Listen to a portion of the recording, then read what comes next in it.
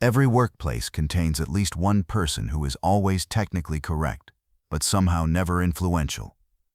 They have the best data, the most accurate analysis, and the most logical solutions. Yet when important decisions are made, others get consulted while their input gets overlooked. They speak at meetings with precision and clarity, only to watch their suggestions get dismissed or credited to someone who presents the same ideas with different packaging. This phenomenon reveals a fundamental misunderstanding about how human attention and influence actually operate. Being correct is not the same as being compelling. Having the right answer is not the same as having the right to be heard. Truth, logic, and accuracy are tools of influence, but they are not influence itself. The mistake lies in believing that correctness carries inherent authority. This assumption treats human interaction as if it were a mathematics problem, where the right answer automatically receives recognition and implementation. But human beings do not respond to pure logic. They respond to signals of power, confidence, and social positioning that often have little to do with factual accuracy. Observe the dynamics more closely. The person who is consistently correct often exhibits specific behavioral patterns that undermine their influence. They arrive at meetings with detailed notes and comprehensive analysis. They speak carefully, qualifying their statements and acknowledging uncertainty where it exists. They provide extensive background information to help others understand their reasoning. These behaviors feel responsible and professional to the person exhibiting them, but they signal weakness and indecision to observers. The detailed preparation suggests anxiety about being wrong. The careful qualifications suggest lack of confidence in the conclusions. The extensive explanations suggest the ideas are too complex or the presenter doubts the audience's ability to understand without extensive guidance. Meanwhile, the influential person may arrive with minimal preparation but maximum presence. They speak with conviction, present conclusions without dwelling on methodology, and communicate their ideas as obvious solutions rather than tentative suggestions. The contrast is striking to anyone who understands what is actually happening in these interactions. Watch what happens when someone presents a technically perfect argument in a meeting. If they speak hesitantly, qualify their statements excessively, or seek validation for their conclusions, their correctness becomes irrelevant. The room unconsciously dismisses them not because their facts are wrong, but because their delivery signals uncertainty and low status. Meanwhile, someone else can present a weaker argument with confident delivery and compelling narrative structure and receive immediate attention and agreement. The content is less accurate, but the presentation signals authority. In the competition between correctness and confidence, confidence usually wins. This dynamic frustrates those who believe meritocracy should govern human affairs. They invest enormous effort in being right, gathering better data, conducting thorough analysis, double-checking their conclusions, only to discover that their preparation is rendered meaningless by their inability to command attention. The problem begins with how correctness is communicated. People who pride themselves on accuracy often present their ideas in ways that actually undermine their influence. They provide extensive background information because they want others to understand their reasoning. They acknowledge potential weaknesses in their position because intellectual honesty feels important to them. They invite questions and alternative perspectives because they genuinely want to find the best solution. Each of these behaviors signals uncertainty to observers, even when the underlying analysis is superior. The excessive detail suggests the person lacks confidence in their conclusion and feels compelled to justify every step. The acknowledgement of weaknesses suggests the solution may not be optimal. The invitation for input suggests the person does not believe their answer is complete. Consider specific examples of this dynamic in action. When asked for a recommendation, the correct person might say, "Based on my analysis of the data, I believe option A would be most effective, though I should mention there are some limitations in the dataset, and option B does have certain advantages in specific scenarios, so I would welcome input from others who might see angles I have missed." Compare this to how an influential person might present the identical recommendation. "We should go with option A." The data clearly supports this choice, and it addresses our core objectives most effectively. The content is essentially the same, but the presentation is completely different. The first version broadcasts uncertainty, complexity, and deference. The second version broadcasts confidence, clarity, and authority. Most audiences respond more positively to the second approach, regardless of which person actually conducted more thorough analysis. Email communication reveals these patterns even more clearly. The correct person writes long messages with detailed explanations, multiple caveats, and requests for feedback. They use tentative language like, "I think," "perhaps," and "it might be worth considering." They apologize for message length and express hope that their analysis is helpful. The influential person writes shorter emails with clear recommendations and confident language. They use definitive phrases like, "I recommend," "we should," and "this approach will." They do not apologize for their analysis or seek validation for their conclusions. They present their input as valuable contribution rather than tentative suggestion. Contrast this with how influential people present their ideas, even when those ideas are less thoroughly researched or completely developed. They state their conclusion confidently and concisely. They provide just enough supporting information to appear knowledgeable without overwhelming their audience. They present their solution as the obvious choice rather than one option among many. The difference is not in the quality of thinking, but in the strategy of communication. Influential people understand that human beings are not rational decision makers who carefully weigh all available evidence.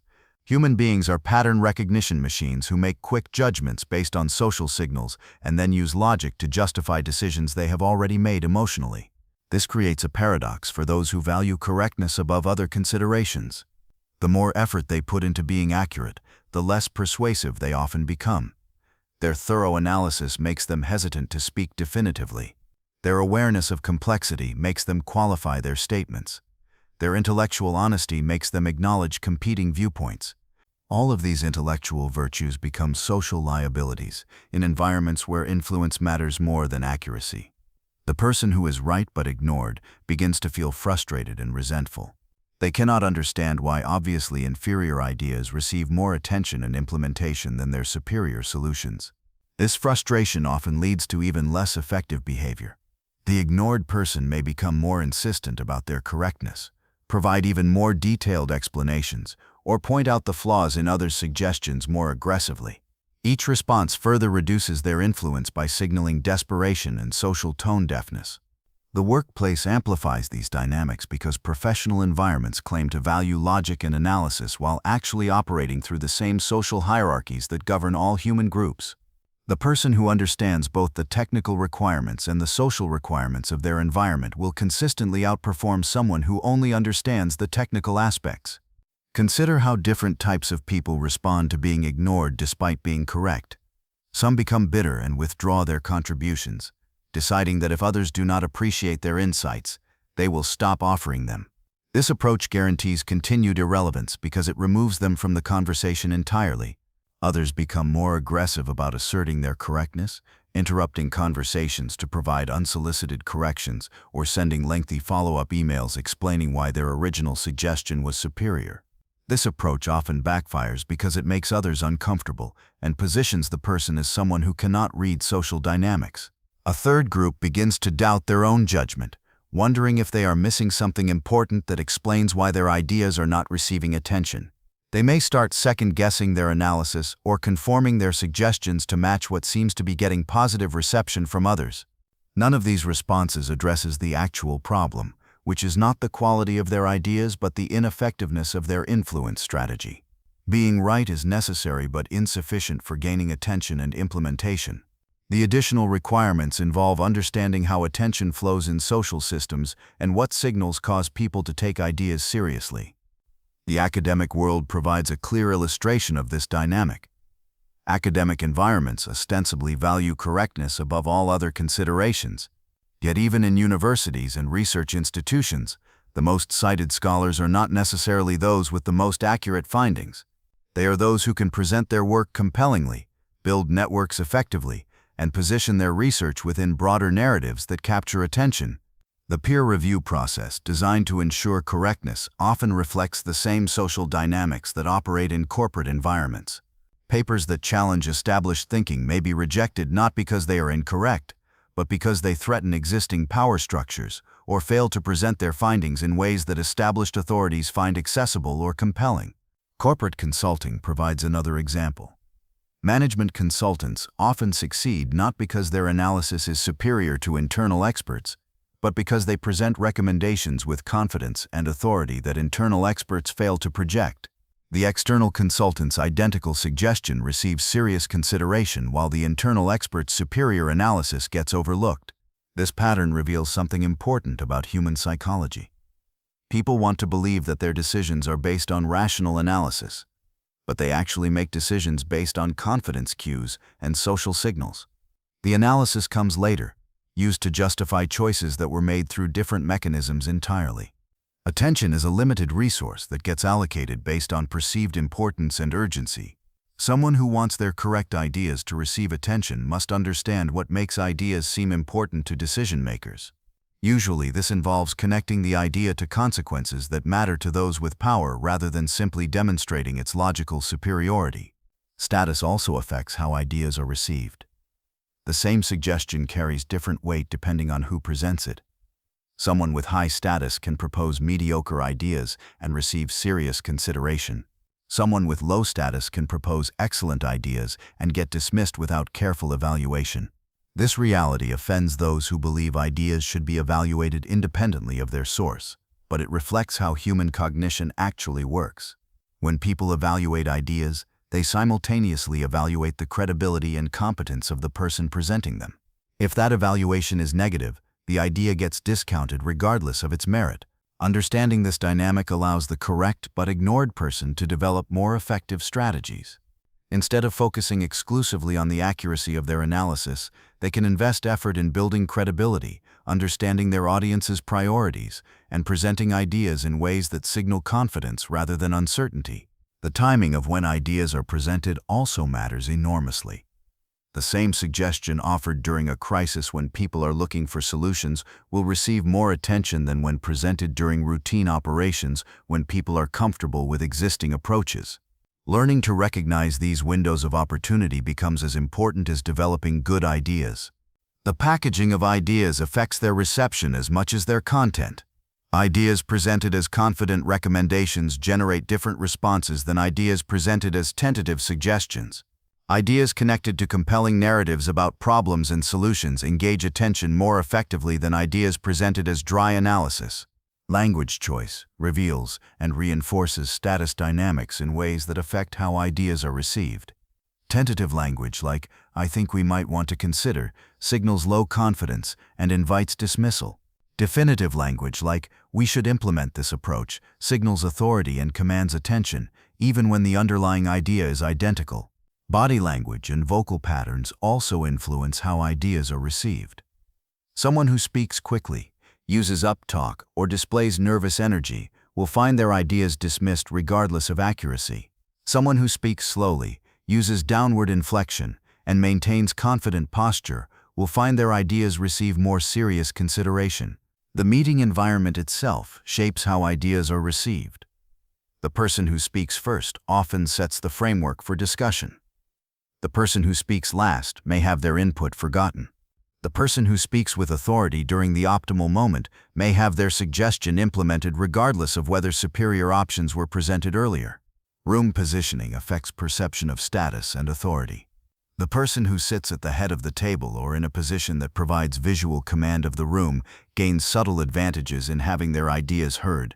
The person who sits in peripheral positions or with their back to key decision makers faces subtle disadvantages even if their analysis is superior. Dress and appearance contribute to how seriously ideas are taken. The same recommendation carries different weight depending on whether it comes from someone who looks professional and authoritative or someone who appears uncertain or unprofessional. This reality is unfair but persistent across cultures and contexts. The historical track record of the person presenting ideas affects current reception. Someone who has been correct in previous situations enjoys the halo effect that makes their current suggestions receive more favorable consideration. Someone who has been incorrect or ignored previously faces skepticism that makes their current suggestions receive less favorable consideration, even when current analysis is superior. Social alliances and relationships influence whose ideas receive attention. The person who has invested effort in building relationships and understanding others' priorities will find their suggestions receive more consideration than someone who has focused exclusively on technical accuracy while ignoring social dynamics. The most successful people understand that being right is just the starting point for influence, not the end point. They invest as much effort in learning how to present ideas effectively as they do in developing accurate analysis. They study their audience's priorities, motivations, and communication preferences. They practice confident delivery and learn to read social dynamics. This does not mean abandoning intellectual rigor or accepting that accuracy is unimportant. It means recognizing that accuracy without influence is often useless in practical contexts where implementation requires other people's cooperation and support. The goal is to combine correctness with compelling presentation so that good ideas actually get adopted rather than ignored. The alternative is to remain technically correct but practically irrelevant, a position that benefits no one and wastes the value of accurate analysis. Those who master both dimensions become indispensable because they provide not only good ideas, but ideas that others will actually embrace and execute. The strategic approach involves several key elements. First, understanding the specific audience and what motivates them to pay attention and take action. Different people respond to different types of appeals, some to data, others to narratives, others to social proof or authority signals. Second, learning to present conclusions before methodology rather than building up to recommendations through extensive explanation. Most audiences want to know the answer first and will ask for supporting detail if they need it. Leading with methodology signals uncertainty about the conclusion and tests the audience's patience. Third, developing comfort with definitive statements rather than hedged recommendations. This requires internal confidence in the analysis and willingness to take responsibility for being wrong if that occurs. Most audiences prefer confident guidance over tentative suggestions, even when the confident guidance is occasionally incorrect. Fourth, learning to read the room and adjust presentation style based on social dynamics and audience receptiveness. Sometimes the same idea needs to be presented differently to different audiences, or the same audience at different times, to achieve maximum impact. Fifth, building relationships and credibility over time, rather than expecting each individual analysis to succeed purely on its merits. Influence accumulates through consistent demonstration of value and understanding of social dynamics, not through isolated instances of technical correctness. The bitter truth is that in most human systems, being wrong but influential creates more positive change than being right but ignored. Understanding this reality allows someone to pursue both correctness and influence simultaneously, maximizing their ability to create the outcomes they believe are important. Most importantly, recognizing why being right fails to guarantee attention provides insight into how human systems actually function rather than how they claim to function. This understanding enables more effective navigation of those systems and ultimately more successful implementation of good ideas.